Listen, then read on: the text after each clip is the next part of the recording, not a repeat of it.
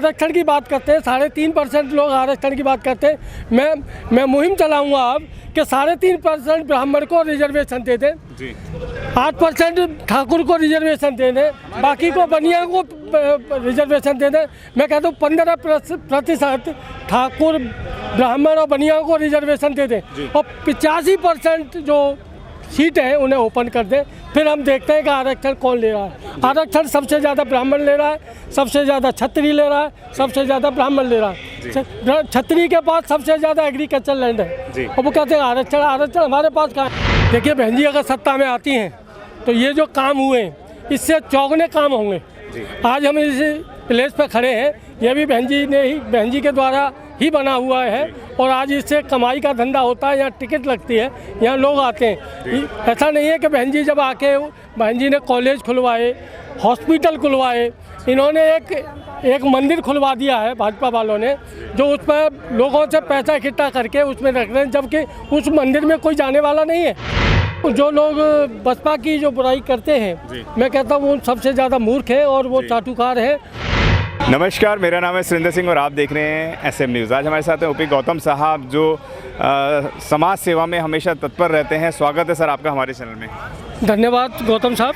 जी गौतम साहब, अधिकतर कहा जाता है कि दलितों की और बहुजनों की, पिछड़ों को जो न्याय दिलाने का काम कर सकती हैं वो बसपा सुप्रीमो मायावती कर सकती हैं, जबकि देश के अंदर बीजेपी कांग्रेस ने इनसे अच्छा कार्य करा है या बुरा करा है, मैं आपसे जानना चाहूँगा। देखिए, बिल्कुल आपने वाजिब क्वेश्चन किया है कि इस देश में दलितों, पिछड़ों और पीड़ितों के लिए जो बसपा काम कर सकती है वो कोई भी पार्टी काम नहीं कर सकती। चाहे वो भाजपा हो, चाहे वो कांग्रेस हो, चाहे वो समाजवादी पार्टी हो या अन्य जो पार्टियां हैं, वो जो बाबा साहब का फोटो लेके चलते हैं, वो कोई भी पार्टी ऐसी नहीं है कि जो दलितों पीड़ितों के लिए काम करे। और इसके लिए बहन मायावती जी ने बहुत बड़े काम किए हैं और वो कभी कर भी रही हैं। और जो लोग बसपा की जो बुराई करते हैं, मैं कहता हूँ वो सबसे ज़्यादा मूर्ख है और वो चाटुकार है। और उनको जब यहाँ मलाई मिलती है तो ये मलाई खाते हैं और जब RSS भाजपा के उसमें चंगुल में आके फिर वहाँ चले जाते हैं। लेकिन वहाँ हमारा उद्धार नहीं हो सकता, हमारे समाज का उद्धार नहीं हो सकता। जी, जैसे आपने बताया उद्धार नहीं हो सकता, लेकिन बीजेपी भी यही बोलती है, कांग्रेस भी यही बोलती है और बीजेपी तो ये कहती है कि हमने जितना कार्य करा है बहुजनों के लिए या SC ST OBC माइनॉरिटी के लिए उतना किसी ने नहीं करा है। तो क्या वाकई में उन लोगों को उतने अधिकार मिल पाए हैं, वह बताएं।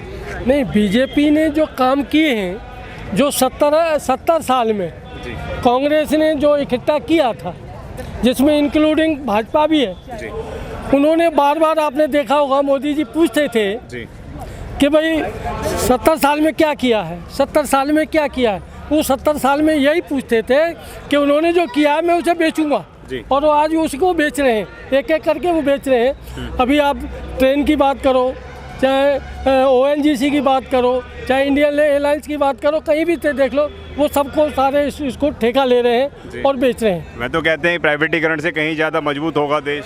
देखिए, मैं इस प्राइवेटीकरण के जो आज हमें लोग आरक्षण की बात करते हैं, पहले तो वो ध्यान से सुन लें कि ये आरक्षण नहीं था, ये कम्युनल अवार्ड जो मिला था बाबा साहब डॉक्टर अम्बेडकर को, और उस कम्युनल अवार्ड के बदले जो गांधी हंगर स्टार पे बनने के लिए बैठा था, उसके बदले ये हमें प्रतिनिधित्व मिला था, न कि आरक्षण। और जो आरक्षण की बात करते हैं, 3.5% लोग आरक्षण की बात करते हैं।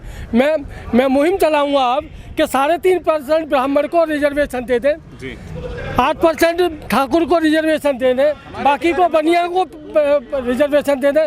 मैं कहता हूँ 15% ठाकुर ब्राह्मण और बनिया को रिजर्वेशन दे दें और 85% जो सीट है उन्हें ओपन कर दें। फिर हम देखते हैं कि आरक्षण कौन ले रहा है। आरक्षण सबसे ज़्यादा ब्राह्मण ले रहा है, सबसे ज़्यादा छत्री ले रहा है, सबसे ज़्यादा ब्राह्मण ले रहा है। छत्री के पास सबसे ज़्यादा एग्रीकल्चर लैंड है और वो कहते हैं आरक्षण हमारे पास कहाँ है। हमारे पास तो 2 जून की रोटी खाने के लिए एक। अच्छा, बसपा को बहुजन समाज को 85% बोला जाता है, उसके बावजूद ये सत्ता से बाहर है, क्या कारण है?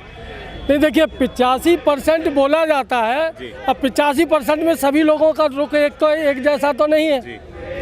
अब वो कुछ लोग लालच में इधर उधर भागते हैं। जैसे अभी आपने देखा होगा, एक हमारा भी आदमी हमारे यहाँ से निकला और वो उसने कहा कि मैं भीम आर्मी चलाऊँगा, और भीम आर्मी चलाते चलाते उसने एक पार्टी बना ली। पार्टी बनाने का मतलब है कि वो इलेक्शन तक उसकी पार्टी है, आरएसएस जितना बोलती है उतना बोलता है। वो कहते हैं राम ने जितनी चाबी भरी राम ने उतना चला खिलौना, वो वाली बात है। तो ये जो लोग हैं भटकते हैं, भटकने के बाद इन्हें वहाँ जूते मिलते हैं।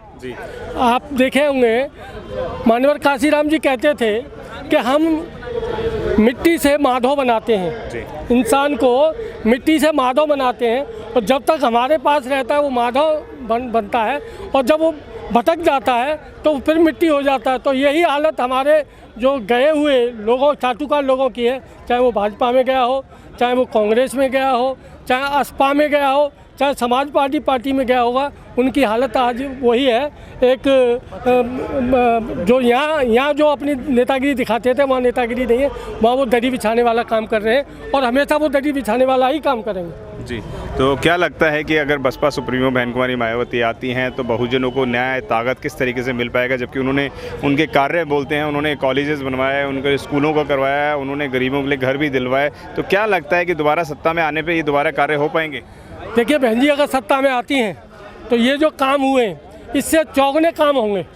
आज हम इस प्लेस पर खड़े हैं, ये भी बहन जी के द्वारा ही बना हुआ है, और आज इससे कमाई का धंधा होता है। यहाँ टिकट लगती है, यहाँ लोग आते हैं। ऐसा नहीं है कि बहन जी जब आके बहन जी ने कॉलेज खुलवाए, हॉस्पिटल खुलवाए, इन्होंने एक मंदिर खुलवा दिया है भाजपा वालों ने, जो उस पर लोगों से पैसा इकट्ठा करके उसमें रख रहे हैं, जबकि उस मंदिर में कोई जाने वाला नहीं है। लोग जाने जा रहे, और जाएंगे भी तो मूर्ख लोग जाते हैं, सभ्य आदमी वहाँ नहीं जाएगा। तो जो बहन जी ने काम किए हैं उसका मुकाबला न भाजपा कर सकती है, न कांग्रेस कर सकती है, न आए इधर उधर के ये लोग हैं ये कर सकते हैं। जी, धन्यवाद, थैंक यू। अगर आपने अभी तक हमारा चैनल सब्सक्राइब नहीं किया है तो सब्सक्राइब करें और घंटी का बटन बिल्कुल भी दबाना ना भूलें, ताकि सभी लेटेस्ट खबरें पहुंच सकें आप पे सबसे पहले।